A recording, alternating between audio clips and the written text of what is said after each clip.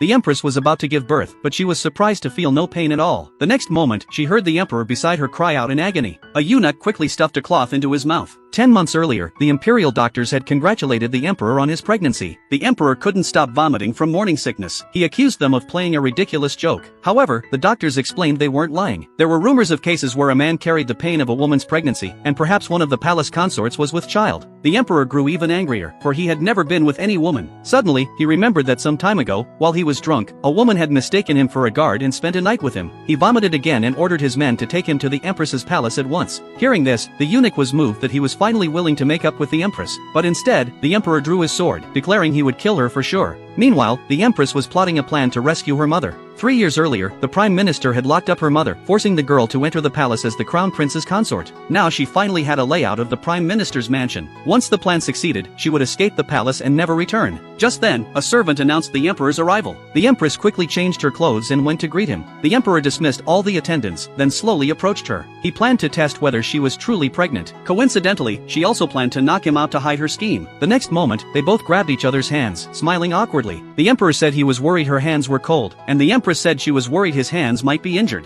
After speaking, they gazed sweetly at each other, but as soon as they looked away, they both cursed silently at how disgusting the other was. At that moment, the emperor started vomiting again. The empress was shocked he didn't even bother to pretend. To get back at him, she handed him a cup of overly sweet milk. The emperor took it suspiciously. At the first whiff, he was so disgusted that he vomited again. He muttered what a vicious woman she was, then put down the cup and held her hand. The empress stroked his hair and secretly pulled out a needle. Just as she was about to knock him out, the emperor felt her pulse and shouted, "You really are pregnant." Soon, the doctor arrived to examine her and confirmed she was 2 months alone. The empress immediately called the emperor a beast. Hearing this, he fired back that she had no right to blame him, then vomited again. This reminded the empress of her mother's warning. It turned out she wasn't the prime minister's biological daughter, but descended from a foreign tribe. When a woman from that tribe became pregnant, all the suffering was transferred to the man. The emperor thought she had placed a curse on him and ordered her seized. The empress hurriedly covered his mouth. Just then, his eunuch and her maid entered, only to see the two of them lying on the bed. The eunuch never imagined that even with child, the emperor was in such a hurry to sleep with the empress. Yet the maid was secretly heartbroken, worried their escape plan would be cancelled.